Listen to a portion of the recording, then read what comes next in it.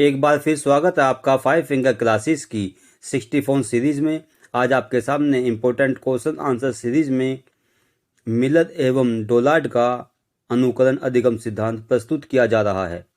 Miller and Donald imitation learning theory, जिसमें कुछ महत्वपूर्ण प्रश्न आपके सामने प्रस्तुत किए जा रहे हैं जो कि तथ्यात्मक जानकारी पर आधारित हैं।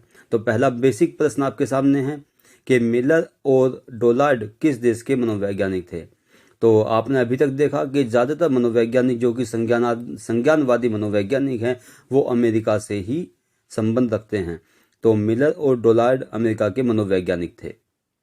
दूसरा प्रश्न देखिए कि मिलर और डोलार्ड ने किस क्षेत्र में कार्य किया।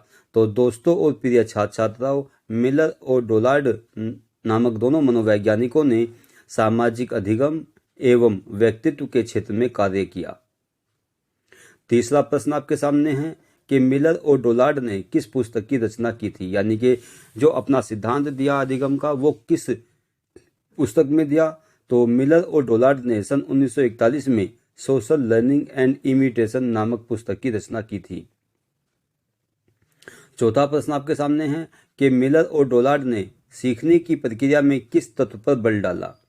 तो मिलर और डोलार्ड ने सीखने की प्रक्रिया में अनुकरण अथवा परीक्षणात्मक व्यवहार पर बल डाला।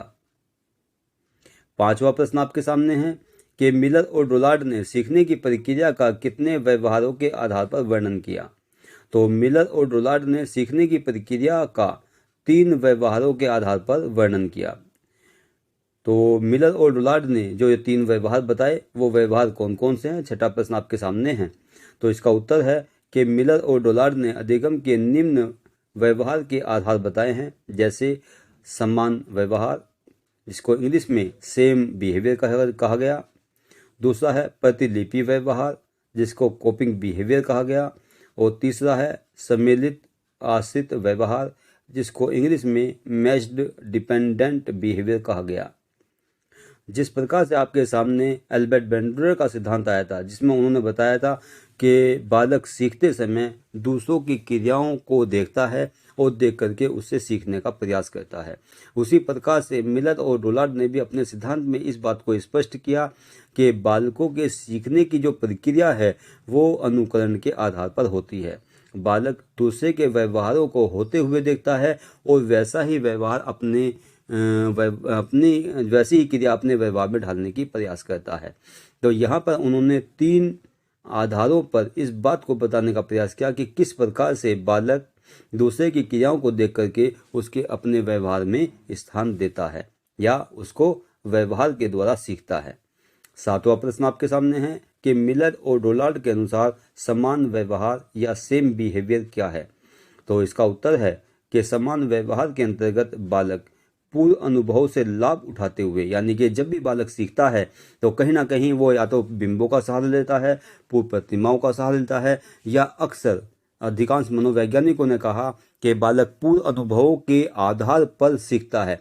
तो यहाँ पे भी मिलर और डोलार्ड ने इस बात को स्पष्ट किया कि समान व्यवहार के अंतर्गत बालक पूर्व अनुभव से लाभ उठाते हुए नई किंतु पूर्व एवं समान परिस्थितियों के अनुसार व्यवहार करता है। दोबारा देख लीजिए इसको कि बालक पूर्व अनुभव से लाभ उठाते हुए नई किंतु पूर्व एवं समान परिस्थितियों के अनुसार व्यवहार करता है, यानी कि जो पहले गुजर चुकी उसके अनुसार और साथ साथ उसके अनुसार जो समान परिस्थितियां हैं उनके अनुसार व्यवहार करता है। 8वां प्रश्न देखिए कि मिलर और डोलार्ड के अनुसार प्रतिलिपि व्यवहार क्या है। तो जब बालक या किसी व्यक्ति का व्यवहार किसी अन्य व्यक्ति के व्यवहार से संचालित या निर्देशित होता है, यानी कि जब बालक पूरी तरह से दूसरे व्यक्ति को देख करके उसके जैसे ही व्यवहार को अपनाने की कोशिश करता है या दूसरे व्यक्ति के व्यवहार को अपने व्यवहार में प्रत्याशित करने की कोशिश करता है, तो इसी को कहा जाता है प्रतिलिपि व्यवहार। यानी यहाँ पर बालक या कोई व्यक्ति दूसरे के व्यवहार को देख करके पूर्ण रूप से उस अपने व्यवहार को उसी के अनुसार संचालित और निर्देशित करता है, इसी को प्रतिलिपि व्यवहार कहा गया है। 9वां प्रश्न देखिए कि समान आश्रित व्यवहार को स्पष्ट कीजिए। तो समान आश्रित व्यवहार के अंतर्गत बालक सीखे या देखे गए अनुकरणात्मक व्यवहार को किसी अन्य या नवीन परिस्थिति में प्रकट करता है, यानी कि जो उसने व्यवहार सीख लिया पिछली 2 परिस्थितियों में उसको किसी नई परिस्थिति में प्रकट करता है तथा भविष्य में भी उसी प्रकार का व्यवहार प्रकट करता है। उसी को समान आश्रित व्यवहार कहा गया। यानी कि पहले यानी कि समान परिस्थिति में समान व्यवहार जो सीखा गया या प्रतिलिपि व्यवहार जो सीखा गया, उन सीखी हुई क्रियाओं को जब वह किसी नई परिस्थिति में या अन्य परिस्थिति में प्रयोग करता है या भविष्य में उसका प्रयोग करता है या उस प्रकार का व्यवहार प्रकट करता है तो उसको समान आश्रित व्यवहार कहा जाता है। और अंतिम प्रश्न आपके सामने है कि अनुकरणात्मक व्यवहार को बढ़ावा देने के लिए क्या करना चाहिए। तो अनुकरणात्मक व्यवहार को बढ़ावा देने के लिए बालक की प्रशंसा करनी चाहिए, उसको पुनर्बलन देना चाहिए तथा उसको पुरस्कार देना चाहिए। तो ये 10 प्रश्न मिलर एल डुलार्ड के अनुकरणात्मक अधिगम सिद्धांत से संबंधित हैं और मैं समझता हूं कि जो मेन फोकस रहा मेरा इन बिंदुओं पर उसको आपने अच्छी तरह से ध्यान से समझा होगा।